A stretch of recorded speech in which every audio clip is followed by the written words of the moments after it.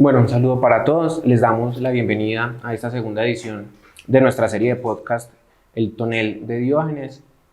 Hoy contamos con invitados, con Valentina Hernández y Johan Ortiz, estudiantes de 11º semestre de la Universidad Tecnológica de Pereira, que el día de hoy nos van a acompañar en este podcast en el cual vamos a hablar sobre el pensamiento del filósofo alemán Friedrich Nietzsche.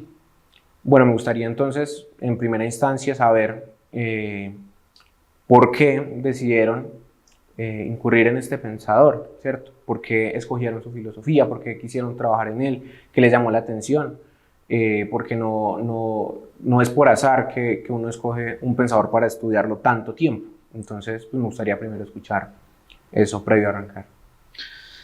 Buenas, gracias Daniel. Bueno, en primera instancia, tengo como una anécdota así, el autor a mí me llamó mucho la atención, mucho antes de entrar a la carrera, pero era como una locura así de adolescente, de esos que ven las frases por ahí en Facebook, ¿no?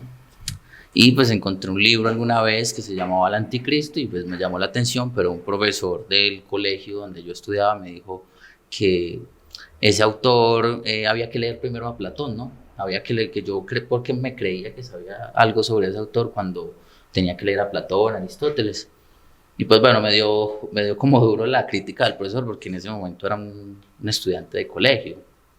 Cuando entré al programa de filosofía, pues fui respetuoso con el programa, no tuve el prejuicio de meter al filósofo digamos, en aspectos de Platón o Aristóteles, ¿cierto? Vi el programa como fue hasta que volví a tener contacto con el autor y pues me volvió a llamar mucho la atención, sobre todo algún tema como el de la sospecha, que es el que he estado trabajando en mi proyecto de grado. Bueno, Valentina. Vale. Bueno, un saludo. Pues el acercamiento que yo tuve con Nietzsche también es como el de Johan. Fue en el colegio, uno ahí medio leía copias, ni siquiera directamente el autor. Pero desde eso me motivó mucho como estudiar todo lo que él hablaba del lenguaje. Porque yo nunca había tenido como un referente de la artificialidad del lenguaje hasta ese momento. Y desde ahí quedé enganchada y en eso también hice mi trabajo de grado para la carrera. Bueno. Bueno, ustedes dicen algo muy interesante y es que Nietzsche es un filósofo sumamente comercial, ¿cierto? Nosotros en el colegio o incluso ahora pues con el apogeo de las redes sociales, uno lo ve por todas partes, ¿cierto? O sea, uno ve una frase y si ve la foto de él uno ya se, exactamente, ya se mete como en un contexto pues de que va a ser una frase sumamente valiosa. Y pues también sobremanera porque la forma de escribir de él es muy literaria y es muy atrayente. Entonces, bueno, yo creo que el objetivo de hoy también es como eso, aclarar todo ese tipo de incógnitas que nos sugiere el autor o esas interpretaciones que a veces son un poco sesgadas con respecto a él, su obra, su vida y pues a fin de cuentas todo lo que hizo. Bueno, en primer lugar, bueno, vamos a empezar a mirar cómo vamos a llamarlo luego del podcast, ¿cierto? Es Nietzsche, Nietzsche, ¿cómo se suele conocer o cómo sería la forma correcta de nombrarlo? Bueno, pues si uno se guía como por la regla del alemán, es Nietzsche. Y en esa medida también sería Friedrich Nietzsche. Obviamente, pues muchas personas le dicen de diferentes formas, pero yo creo que todos entendemos que es el filósofo del bigote, porque justamente creo que por eso Nietzsche también es tan comercial. No es solamente la manera en la que escribe, como en aforismos, sino también su estética. Sí. Uno recuerda mucho el bigote. Es característico. Es algo característico del filósofo. Entonces, incluso en algunos libros, algunas editoriales, se quita la cara del autor y se coloca solo el bigote. Entonces es Friedrich, ¿cierto? Friedrich o Friedrich a veces, porque suena como la che, lo que llamamos aquí, a veces como una. Bueno, pues es que eso es más como una fonética de los alemanes, pero nos acercamos un poco, ¿no? Y sí, es un filósofo bastante comercial en ese sentido de que es tan tergiversado. De hecho, se tergiversa mucho, se le se le encasilla, por ejemplo, que era ateo, que era esto, incluso que era antisemita, que era nazi, ¿no? Entonces hay que aclarar muchas cosas, de hecho, unas que uno se atreve a interpretar, ¿cierto? Sobre el autor, pero no decir, era esto así, no, como adoctrina. Algunos sí se proclamaban, ¿cierto? Como, digamos, pietistas, protestantes, no sé, pero, por ejemplo, este autor que yo recuerdo dice, soy cristiano, soy ateo, no, que es muy crítico con todas las cosas que estoy mencionando, pero no se proclamaba, autoproclamaba, perdón. Claro, yo creo que el objetivo es ese. Se escogió también este pensador precisamente porque es de los primeros con los que las personas entran en contacto cuando se les habla de la filosofía, o de los primeros a los que hacen referencia.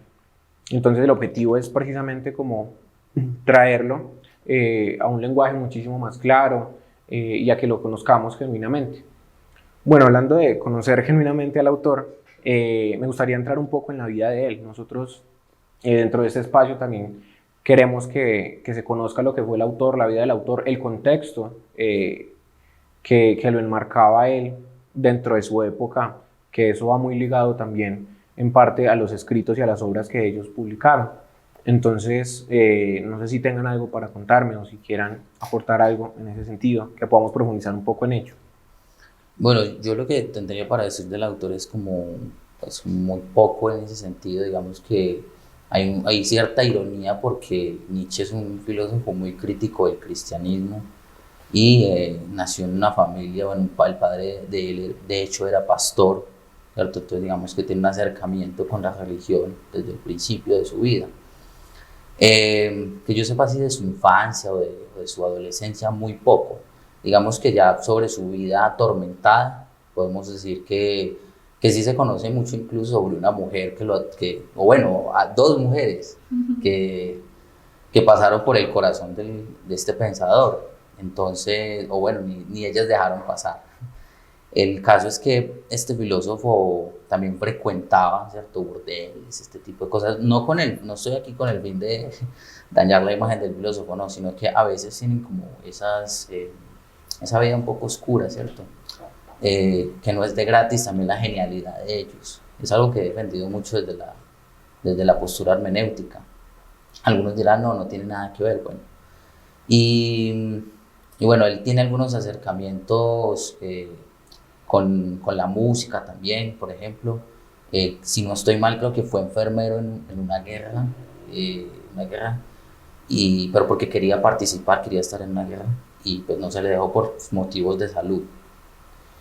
De todos modos, yo diría que si les interesa la vida del autor, para profundizar, este autor Ivo Frenzel, o Frenzel, bueno, Ivo Frenzel, no sé, ahí se acerca, es Nietzsche, ¿cierto? Y se encuentra muy fácil, es facilísimo encontrar este libro en PDF, y les digo que es una obra muy bien recopilada del autor incluso desde su infancia, porque dice aquí Nietzsche y el malentendido, por ejemplo, cómo ha sido malentendido el filósofo Friedrich Nietzsche. Voy a decir más bien Nietzsche para no complicarme con ese Friedrich. La educación de un genio, por ejemplo, cómo fue la educación del filósofo, bueno, entre tantas. Decíamos que él tiene como un acercamiento a la música. Aquí incluso hay unas partituras escritas por el filósofo. Algunos dicen, bueno, insuficientes, exiguas. No sé, bueno, ya cada quien será crítico de lo que hizo este pensador con la música. El servicio militar, bueno, que de este mismo libro uno se da cuenta que no lo dejaron participar en la guerra que les digo, y Cosima, ¿no? Cosima Wagner, que creo que Valen sabe como alguna historia de Cosima o qué pasó con Wagner. No, pues que la relación ahí de Nietzsche con Wagner, con Richard Wagner, termina como en el enamoramiento de Nietzsche por la esposa de Richard Wagner, por Cosima. Y como Johan lo decía, la historia de Nietzsche es más bien como desafortunada, porque le fue muy mal con las mujeres. Pues imagínense uno enamorarse de la esposa del amigo, que no le puso tampoco como mucho cuidado. Después se encuentra con Luz Salomé, también una relación que no prosperó, ella con 20 y tantos y él con 40. No, Complejo. sí, complejo. Y finalmente pues él llega pues con las prostitutas, ¿no? Que ahí se piensa que contrajo la sífilis y que enloqueció. La gente pues piensa que no es en sí la sífilis lo que desató la locura de Nietzsche, sino el tratamiento con mercurio. Porque la gente suele pensar que es eso, que simplemente la cabeza de Nietzsche con tantas ideas y pues yendo de aquí a allá entre críticas, terminó pues en una locura. Y el aislamiento también, todo se juntó. Sí, qué pena. Sí, que todos, digamos que el tratamiento con mercurio, como dice ella, que eso pues lo hablábamos también, incluso dicen chismes filosóficos, ¿no? A veces dicen, ay, eso no importa del autor, qué pasó esto, no. Pero a veces uno se entretiene con eso, ¿no? Como también sabe en la vida qué pasó con el autor. Y los viajes, incluso Nietzsche al último era un sujeto, bueno, un individuo más bien que no, no se podía tratar con él, era muy neurótico, incluso iracundo, se dice, ¿no? En este libro se documenta, ¿no? Y uno queda como, uff, debe haber tenido una vida fuerte. Incluso por sus migrañas tuvo que dejar la universidad, pues dejar de enseñar y mudarse, si no estoy mal, a Suiza. Eh, de hecho, hay un acontecimiento con un caballo, el caballo de Turín, que es donde se dice que ahí se detonó la locura del pensador, de Nietzsche, porque vio que estaban maltratando un cuchero estaba maltratando al caballo y él fue auxiliar el caballo y este tipo lo empujó y bueno, Nietzsche se aporrió y pues ya como que quedó con un trauma ahí, ¿cierto? En una película, de hecho, que es El día que Nietzsche lloró. Es una muy buena película para contextualizar un poco de la vida del autor y ahí se muestra esa escena donde lo tumba el tipo porque el señor está maltratando al caballo. Digamos que son aspectos que detonan algo en la personalidad de él, en la vida de él, que podemos ir como subrayando, ¿no? Pero que para mí pues a veces no son como tan relevantes, ¿no? Porque a veces difieren un poco de lo que escribió. Incluso creo que un pensador, Valen, es la que aclara muy bien esto de Cioran sobre la consistencia de la obra de Nietzsche con con lo que era él, ¿no? Sí, pues justamente se hace como una diferenciación entre el autor y su obra. Esto lo hace Emile Cioran.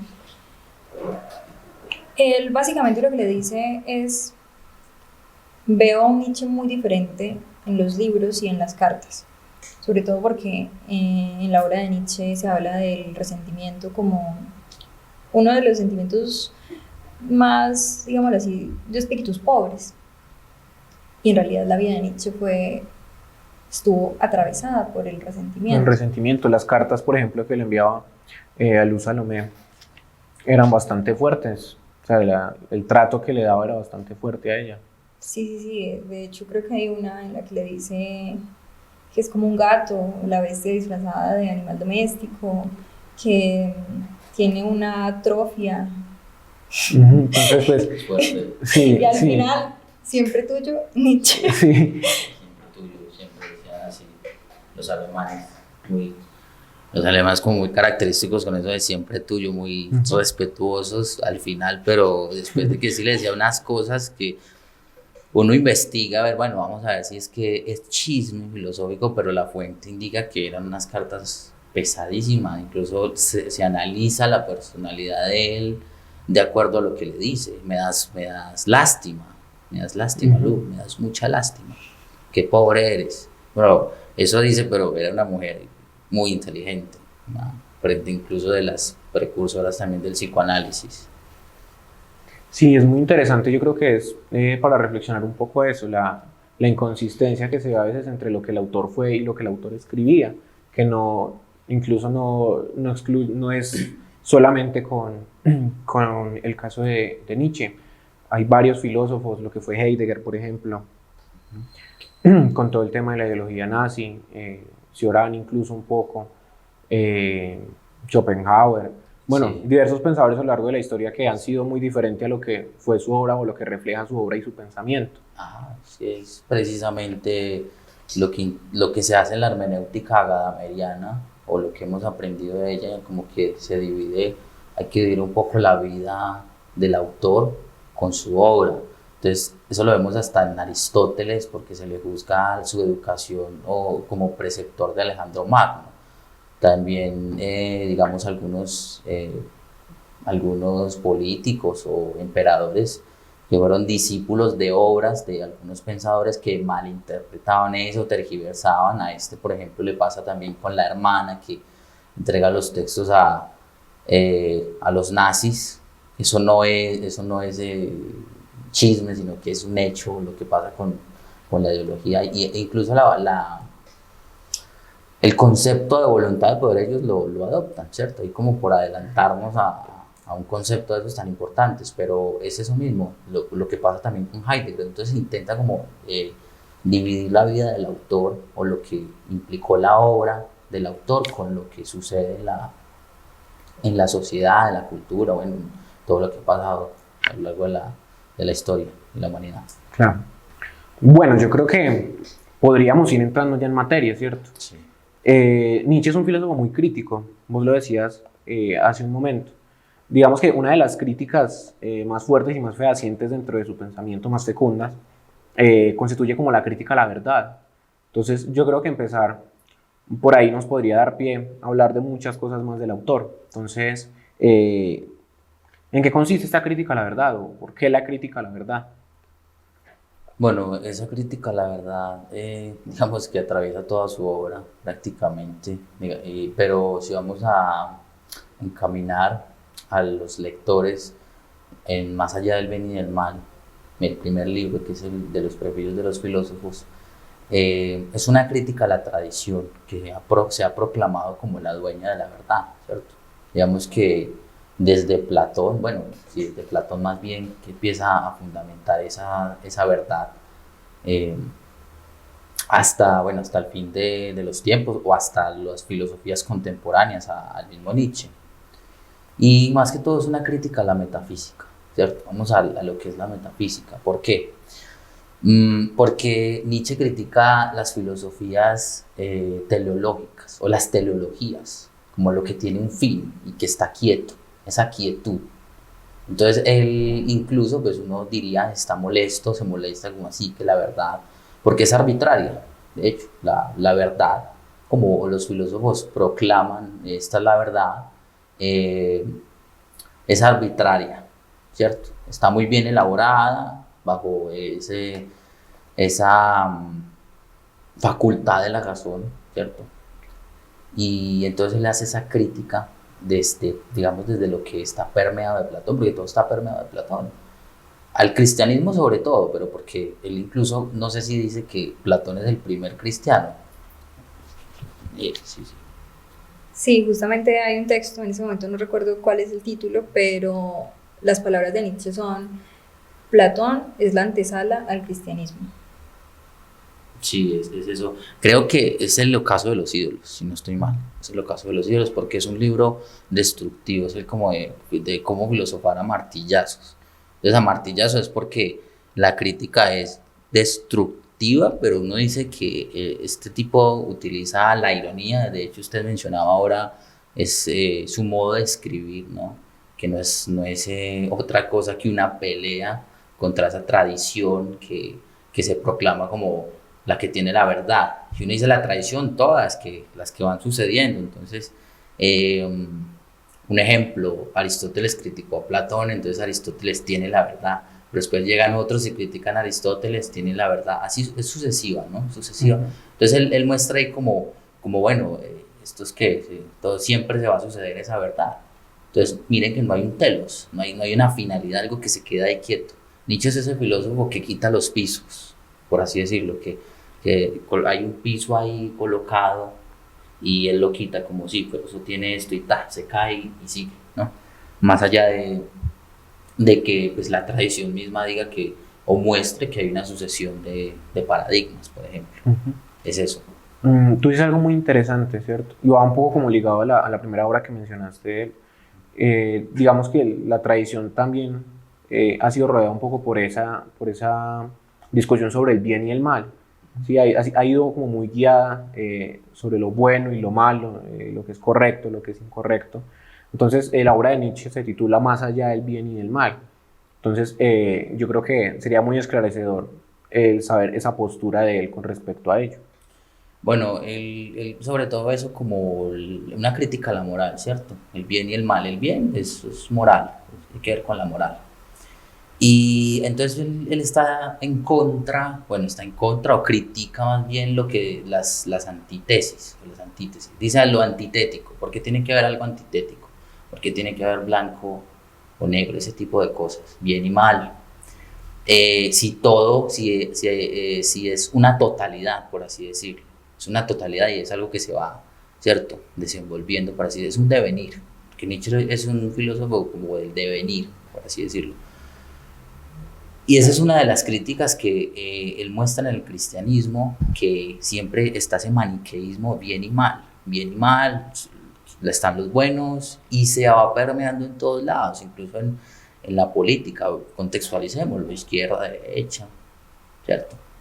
Los buenos y los malos, los ateos, bueno, los ateos no, más bien como los satánicos y los cristianos, así, porque está permeado todo eso. Y es como esa herencia de que cada quien, mire usted, se cree que es el que tiene la verdad. Ahí es donde uno dice, bueno, si el malo pensara, es que el malo es el que se considera el bueno, más bien, como que se invierta en los papeles, si se pone a ver el asunto. Y cada quien se proclama hacia la verdad. De hecho, es una cosa, creo que más adelante la podríamos ver, y es como esa voluntad hacia la verdad, ¿no? Es una voluntad que tiene el ser humano hacia la verdad. Él precisamente dice que aquel pensador o filósofo que empiece a ver la vida o el mundo sin estos antitetismos es un filósofo que piensa más allá del bien y del mal. Por ejemplo, los animales, ¿no? Los animales están más allá del bien y del mal. No por decir que los animales piensan, pero es porque no tienen moral, ¿cierto? Porque eso es una crítica a la moral. Eso de bien y mal, eso es de moral. En ese sentido es como salirse de ese paradigma, salirse de esa normalidad del discurso. En más allá del bien y del mal lo dice, como está más allá del bien y del mal, cruza ese umbral de la moral y de eso antropológico, de ese antropocentrismo más bien, que es lo que crea el hombre, ¿no? El hombre creó todas esas cosas en su arrogancia, como dice, incluso a Dios. Ya, en este sentido es una actitud, obviamente, que está constantemente cuestionando todos esos discursos y también sospecha de ellos, ¿no? Me genera mucha curiosidad, por ejemplo, que Paul Ricoeur categoriza a Nietzsche como uno de los filósofos de la sospecha. Esta sospecha, como para ir entrelazando, podría ir unido precisamente a eso que tú estás explicando en este momento. Bueno, Nietzsche es un filósofo de la sospecha, como lo dice Ricoeur, ¿cierto? En Cultura y Sociedad, algo así, no estoy bien, perdone la referencia, pero sí creo que es Cultura y Sociedad de Paul Ricoeur. Pero Nietzsche mismo se proclama en Humano, demasiado humano, como un filósofo de la sospecha. De hecho, hay dos tipos de sospecha. Bueno, yo lo voy a caracterizar así, o lo voy a desarrollar así. Hay un autor que se llama Francesco Torralba y tiene un libro que se llama Los filósofos de la sospecha y muestra a Sócrates, a Descartes, como dicen, a todos estos filósofos. La duda es la sospecha, ¿cierto? La duda es la sospecha. Pero vamos por otra vertiente. Nietzsche es un filósofo de la sospecha en tanto psicólogo, porque ahí es donde viene esa derivación hacia los filósofos de la sospecha, que ven con esa suspicacia. Esto ya es una sospecha de suspicacia, ¿cierto? Hacia los discursos que él está criticando, porque él ahí ve como que esa autoproclamación del autor que se dice con la verdad tiene una arrogancia y no es desinteresada. Precisamente critica el altruismo en el cristianismo. Dice, nadie hace, el que es altruista eso esconde algo, es muy fuerte lo que se está diciendo ahí, porque uno dice como, ay, este man tan desconfiado, ¿cierto? ¿Qué tipo tan desconfiado?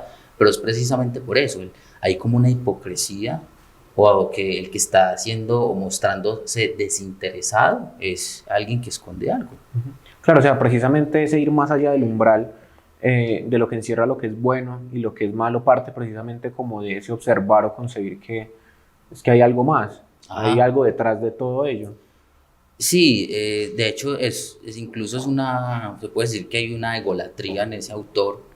Algunos lo saben, otros no, en efecto. Algunos trabajan muy duro por sus teorías, pero en todo eso, cuando se proclaman con la verdad, sabiendo que su teoría está sucediendo a otra y la de ellos puede ser superada, que no se dan cuenta de eso y dicen como es que es esta la verdad.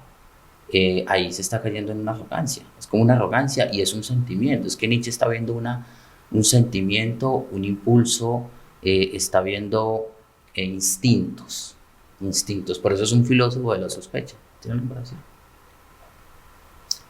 Sí, justamente cuando le preguntabas a Johan que si había algo más detrás, es como lo que se dice en la psicología o en el psicoanálisis, hay algo de fondo, ¿cierto? Entonces, todas las empresas del hombre se explican no por un pensamiento consciente, como en la frialdad pues de la razón, no, sino que hay algo, un impulso vital, que eso Nietzsche a veces lo llama instinto, a veces lo llama pulsión, que es lo que lo mueve, ¿cierto? De hecho, la crítica a la metafísica de la primera pregunta también se mueve como por ese lado, porque, claro, han pensado que la verdad es una cosa fija, que no ha sido contaminada por nada y que está ahí y que el hombre la puede buscar. De hecho, en el ocaso de los ídolos, la historia de un error, hace como pues Nietzsche hace como una especie de historia de la verdad, que primero acceden a ella los virtuosos, o sea, en el caso de Platón, después acceden a ella los que son creyentes, y así por el estilo, y se va cerrando hasta llegar a Kant, el noúmen, o sea, de esa no podemos decir nada. Entonces, claro, la crítica a la metafísica es como, esperen, estamos cargando al mundo y a las cosas de un ser y no hay ser. Hay puro instinto, pura apariencia. Con el tema de la verdad, en Más allá del bien y del mal, Nietzsche dice esto en el capítulo primero sobre los prejuicios de los filósofos.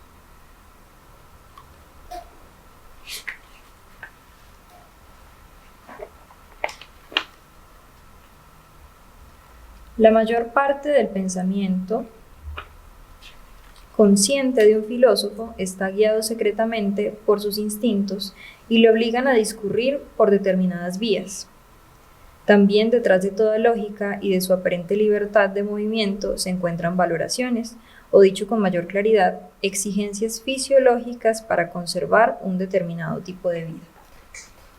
Ya, entonces, bueno, con respecto a lo que acabas de leer y lo que explicaron los dos, me gustaría que nos detuviéramos un poco precisamente en esta parte, el aspecto psicológico de Nietzsche. Con lo que han dicho del tema de los instintos, de que corresponde a cosas incluso de las que el ser humano ni siquiera es consciente, podríamos hablar de un Nietzsche que le hizo antesala de alguna manera a lo que fue la psicología o al psicoanálisis. Sí, precisamente se preguntaba que si Nietzsche Ricoeur dice que es un filósofo de la sospecha, él se proclama y dice, sin mí no existiría psicología, que es en la genealogía de la moral. Y en la genealogía de la moral hay un método de cómo hacer genealogía, histórico, y otro son 3 métodos, ¿cierto? Recuerdo que es el histórico y está el psicológico, que es el que desenmascara todo discurso, por más elaborado que esté o por más desinteresado que parezca, y esto va muy dirigido al cristianismo, a los pensadores, incluso bueno, a Platón. Tiene una máscara. Digamos que vamos a delimitar esto. Él hace una crítica al yo, por ejemplo, ¿cierto? Al yo. Entonces el yo se ve como una unidad, como, ¿cierto? Como algo concreto, una certeza, ¿cierto? Certeza inmediata. Y del yo se parten muchas cosas, ¿cierto? El yo, ese valor superlativo de la razón. Entonces uno ve en Descartes esa manera de hacer filosofía por medio de ese método de la duda, y después, bueno, está la certeza, ¿cierto? La certeza y el yo, y no se puede negar el yo y el yo y el yo, y se ve como una unidad, pero él muestra que en el yo, bueno, Nietzsche trata de demostrar que el yo no es más que una máscara y hay muchos yoes, a lo que traduce, en la traducción aparece como almas, como las almas. Y es muy interesante porque muestra como que el principio ese principio de la personalidad o de la identidad más bien no está quieto, es más bien como que hagámoslo de esta manera o digámoslo de esta manera, es como la metáfora en el fragmento de Heráclito sobre los ríos, ¿cierto? Somos y no somos, no nos bañamos en el mismo río, más o menos así. Y de acuerdo también al ánimo, al cómo se sienta, al sentimiento del autor, de acuerdo a su voluntad, el autor lo hace, porque ahí pues es una cuestión de voluntad, incluso lo que hacemos en nuestras vidas. Entonces el que sea un filósofo no es porque él quiso ser un filósofo, el que Nietzsche esté criticando, por ejemplo, él dice que los pensamientos no vienen cuando uno quiere, sino cuando ellos quieren. Todo esto lo pueden encontrar en Más allá del bien y del mal, y son aforismos muy cortos. Dice, los pensamientos no vienen cuando ellos quieren, cuando uno quiere, sino cuando ellos quieren. Entonces es como, quieto. O sea, parece como esa cuestión del inconsciente. Y usted dice ahí, nos pregunta, y perdone que me despide, pero aquí viene lo que usted decía, la aporta a la psicología, al psicoanálisis, por ejemplo. Al psicoanálisis. La pulsión de verdad, porque es un instinto por la verdad. El hombre, bueno, el ser humano más bien tiene ese instinto por la verdad, siempre por sistematizar. Ese es ya termino. Esa es la cuestión ahí, ¿cierto? Y otra cosa que me parece muy interesante para finalizar, que Valen aquí tiene aquí, guarde la idea, Valen, no se le vaya a perder.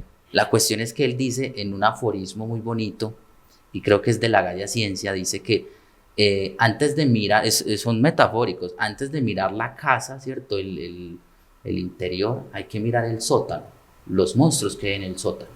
Uno dirá, bueno, ¿y a qué se refiere este señor aquí? Eso es una alusión al inconsciente, al inconsciente, a los monstruos, a lo que hay ahí debajo, lo que decía Freud, a las pulsiones tanáticas, incluso. Bueno, vale, perdón. No.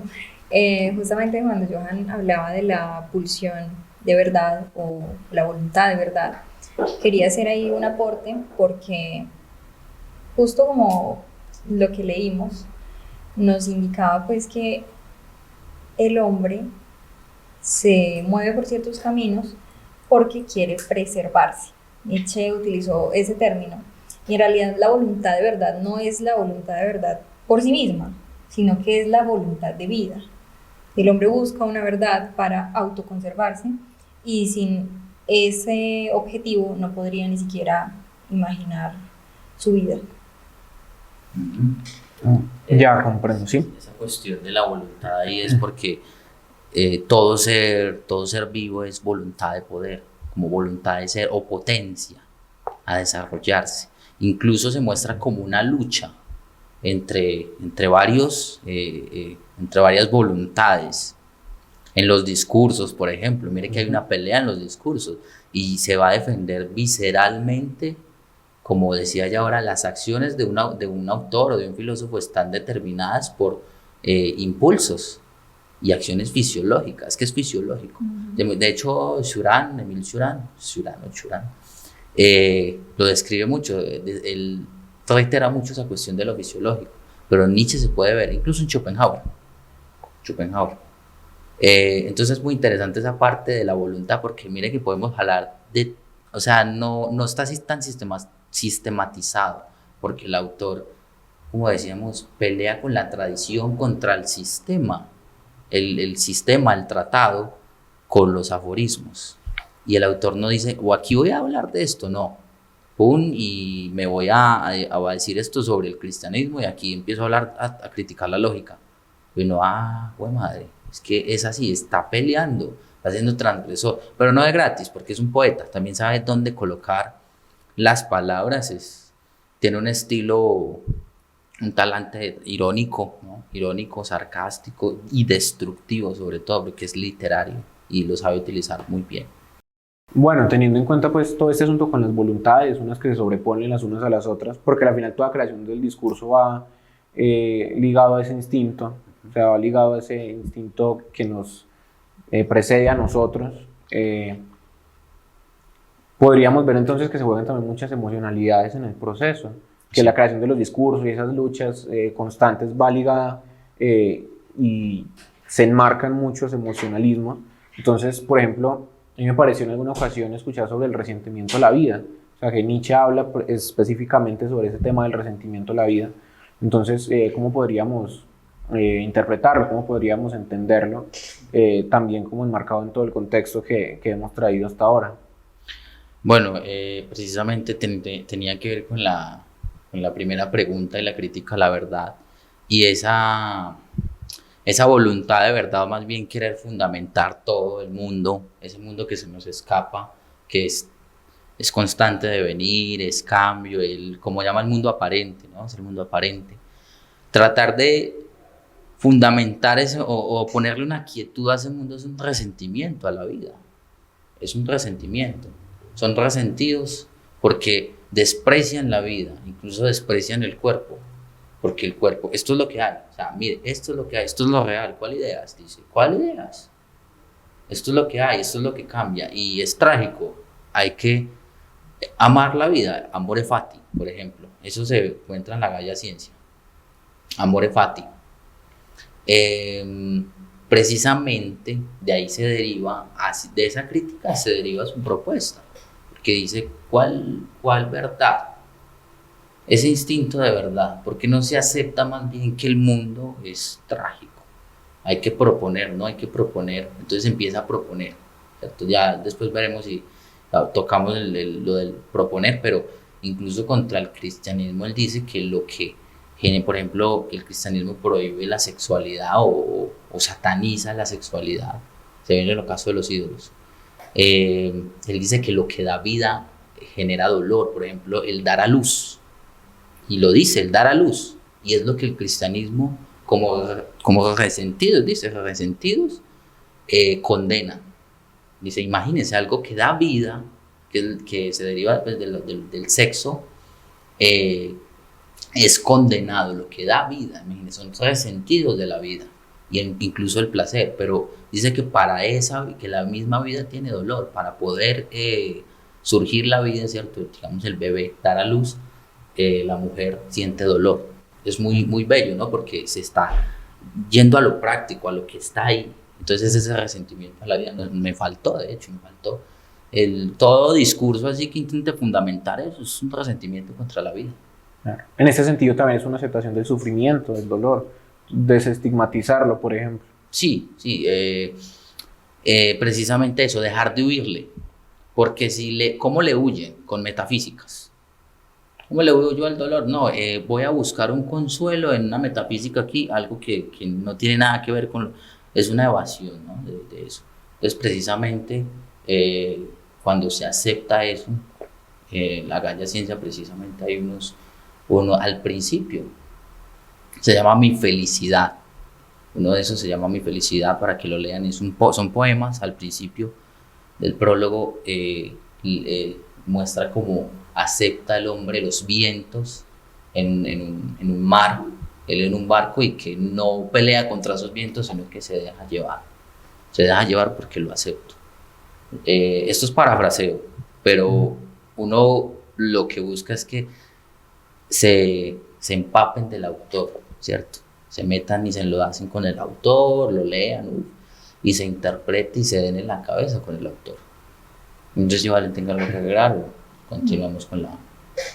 Bueno, digamos que hasta ahora hemos atravesado un camino que va muy en son de la crítica, ¿cierto? Del cuestionamiento de todos los discursos que ha transmitió la tradición occidental a lo largo de la historia. Digamos que dentro de esa crítica a lo que se ha establecido en la historia de la filosofía y pues del hombre en sociedad, también tendría cabida el lenguaje un poco, ¿no? El lenguaje también es construcción del humano y es, digamos que, de las piedras fundamentales bajo las cuales el hombre construye la forma en la que interpreta y la forma en la que se mueve en el mundo, tanto consigo mismo como con nosotros. Entonces, digamos, en este sentido, ¿qué papel jugaría el lenguaje en la crítica que realiza Nietzsche? O mejor dicho, ¿cómo plantea Nietzsche el lenguaje a lo largo de su filosofía? Bueno, sí, justamente ese tema es muy importante en la obra de Nietzsche. Primero porque, partiendo pues por el lado de los discursos metafísicos, la crítica a los discursos, vamos a eso inicialmente.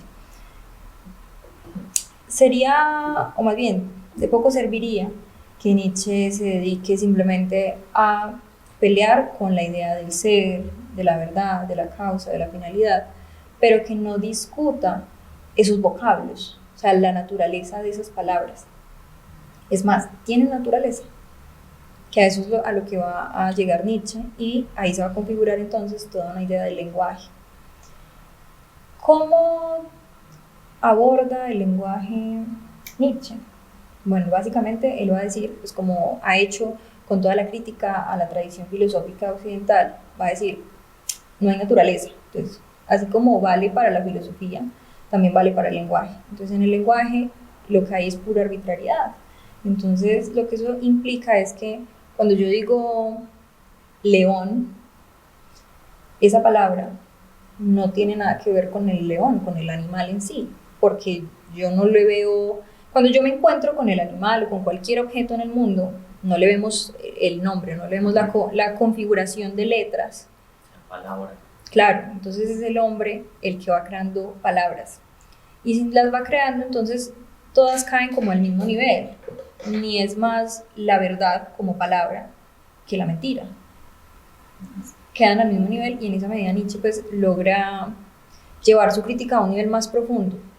Bueno, muy tremenda esa crítica que hace Nietzsche, no solamente a la verdad y a cómo entendemos el mundo, sino también al lenguaje mismo, o sea, la manera en que nosotros nos comunicamos con los otros y en que entendemos el mundo, porque el mundo lo interpretamos, lo concebimos, es en términos del lenguaje, el lenguaje es lo que nos traspasa. Entonces es una filosofía sumamente crítica y, pues como usted decía, es una filosofía martillazo que destruye todos esos paradigmas.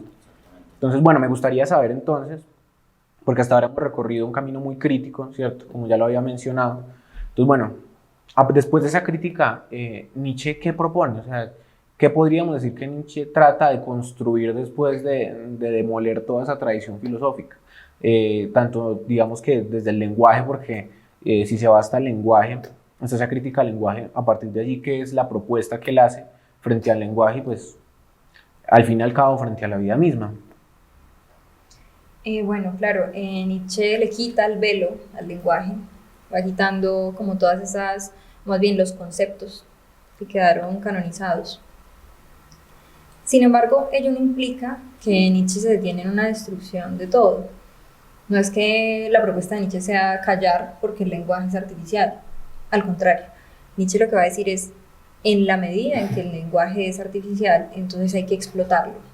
Porque con ello, entonces se van creando las realidades, y esas realidades pues son artísticas.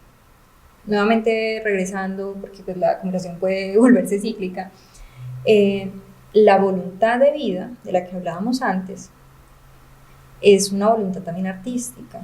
Se mueve en lo plástico, y así como Nietzsche decía que el hombre necesita conservarse, inventa unas ficciones justamente para la conservación, y esas ficciones las propone el lenguaje prácticamente, o más bien se dan sobre la base del lenguaje. De hecho, me permite acá.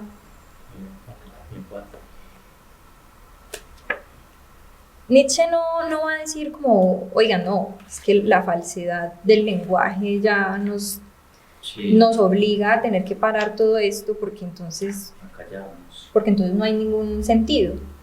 No. Acá en el mismo título sobre los prejuicios de los filósofos, dice, La falsedad de un juicio no es todavía una objeción contra ese juicio. Tal vez sea en este punto donde nuestro nuevo lenguaje suene más extraño. La cuestión es en qué medida ese juicio promueve la vida, conserva la vida, en qué medida conserva la especie y hasta incluso permite su selección. Y tenderemos principalmente a afirmar que los juicios más falsos son para nosotros los más imprescindibles y que el hombre no podría vivir sin una admisión de las ficciones lógicas, sin una medición de la realidad a partir del mundo puramente inventado. Ese mundo inventado en Nietzsche ya no va a ser el mundo inventado a la manera de la tradición filosófica, en el que se inventa una quietud y la persona finalmente termina creyendo en esa quietud y la busca. No, Nietzsche va a decir, tenemos por medio de las ficciones que poner el mundo quieto, pero más bien poniendo como puntos cardinales. Claro, cuando yo digo la finalidad mía es tal, no es que esa sea la razón de mi existencia, sino que yo me la invento, yo me la doy. Y en esa medida puedo seguir viviendo, trabajando, compartiendo con los demás congéneres, porque sin ello no sería posible. De hecho, y esto Johan lo hablaba ahora, el yo es la primera ficción. En el momento en el que adquirimos un número de documento, ya estamos fijos en el devenir del mundo y no nos va a arrastrar, no nos va a aniquilar. Daniel, Johan, Valentina, ese es, yo creo que el punto centro desde donde vamos a empezar a caminar en el mundo, por decirlo así. Sí, es precisamente que no nos vamos a quedar solamente en la crítica, que sería el nihilismo, ¿no? Hay que nihilizar, quitarle sentido o poner en duda, más bien como no tiene sentido, ¿cierto? Ni nada. A los discursos, pero no nos podemos quedar ahí, porque estaríamos fallando, seríamos otros nihilistas, según él, ¿cierto? Esto va siempre del autor. Hay que proponer, como decía ahora, fíjese que él propone o dice que está en un barco, en un mar, y muchos vientos, ¿cierto? Estaba luchando con los vientos, pero se deja llevar por los vientos. Ahí es donde está. Es como lo que dice ella, por ejemplo, el yo, la ficción o nosotros, muchos se creen como, es un destino o es porque debe ser así. No, eso ¿cierto? Se va dando, bueno, se da, pero por la misma voluntad, esa voluntad. Y es una cuestión estética, de crear, ¿cierto? Artística. No vamos a decir, por ejemplo, en tanto arte, en tanto la pintura, no, porque tiende a confundirse mucho eso. Por ejemplo, hay una expresión que dice, tenemos arte para no morir de tanta verdad. Entonces la gente, ay, sí, tenemos la música, tenemos todo eso. Bueno, está quien lo interprete así y es bonito, pero no.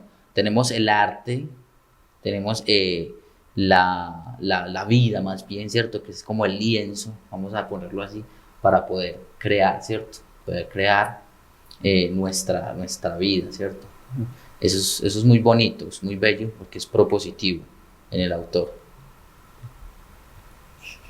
Para completar ahí la frase que cita Johan, lo de la verdad, tenemos arte para no morir de verdad. ¿A qué se refiere Nietzsche con verdad? Si es que ya ha criticado la verdad. Yo creería que sería la verdad a secas. O sea, encontrarnos que estamos arrojados en el mundo, que el mundo sigue su propio curso sin importarle el hombre. Y pues que en ese sentido es la nada. Ajá. Estamos en la nada. Entonces el hombre tiene arte para llenar esa nada, sí. Ese vacío que de por sí pues tiene el mundo.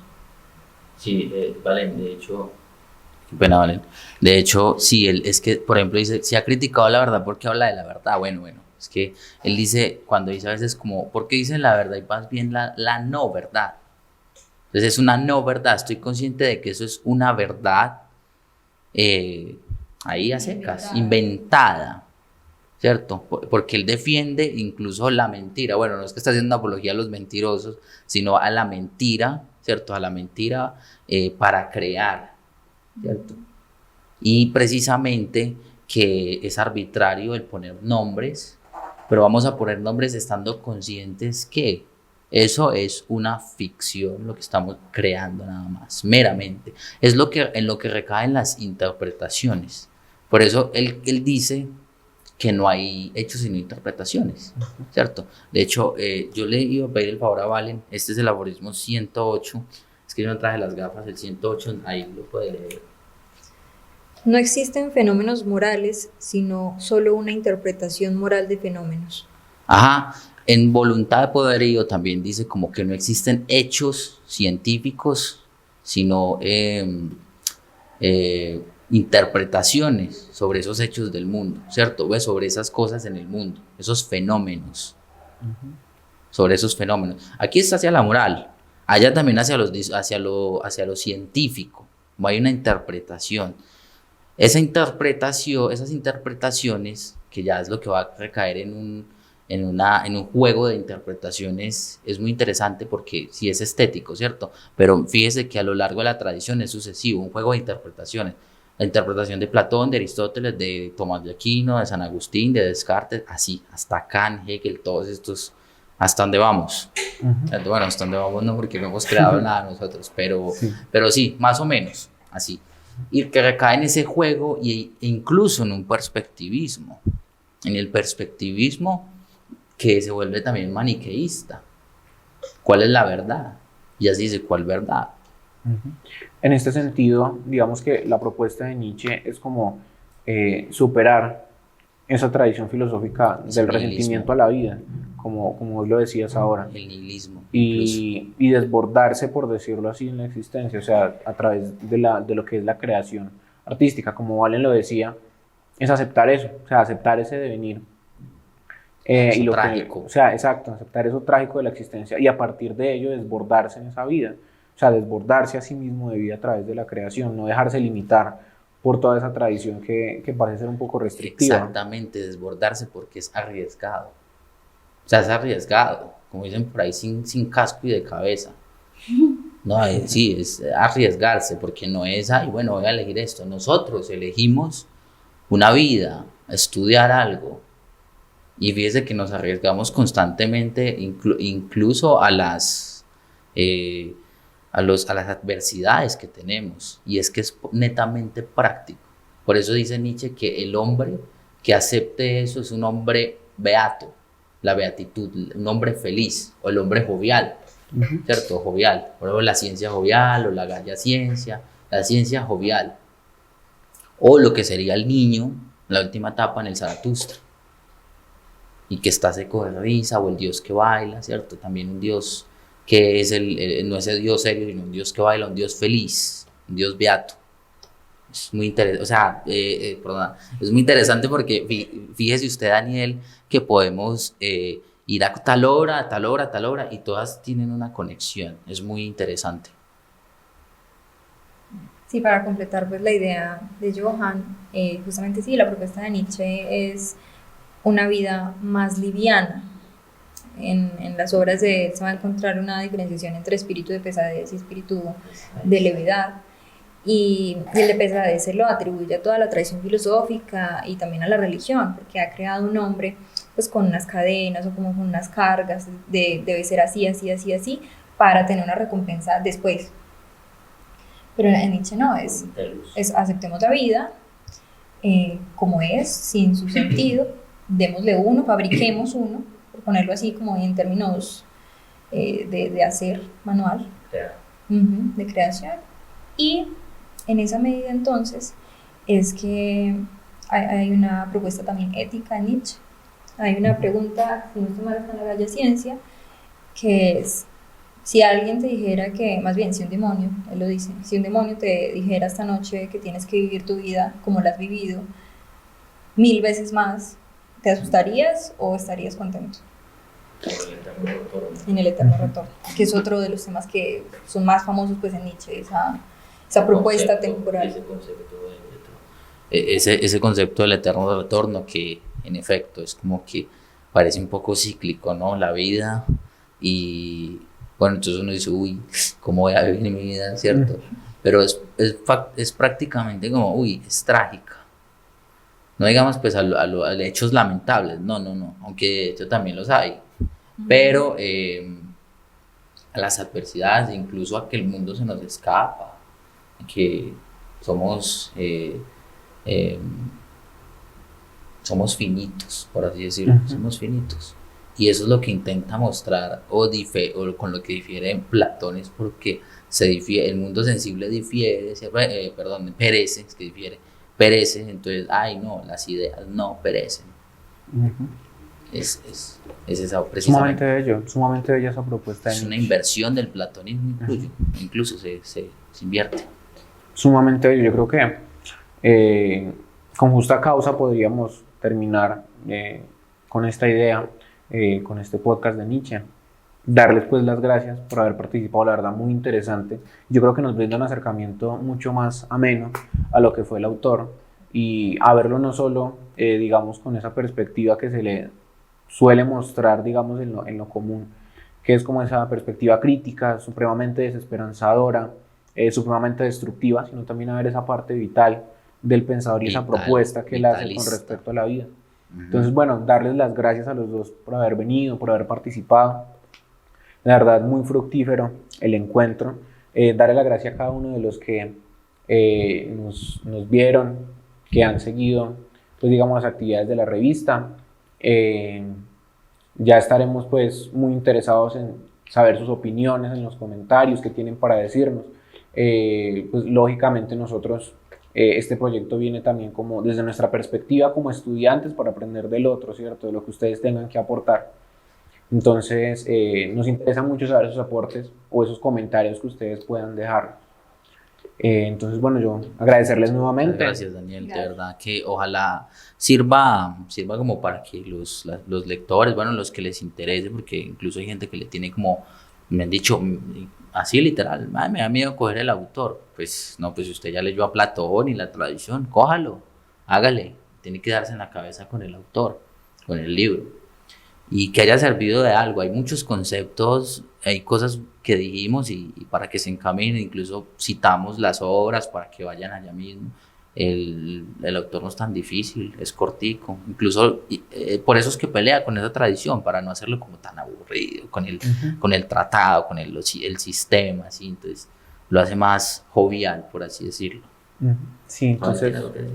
No, muchas gracias, Dani, por la invitación. Sí. Y espero pues que sí haya sido un tema agradable para los que vayan a ver este contenido.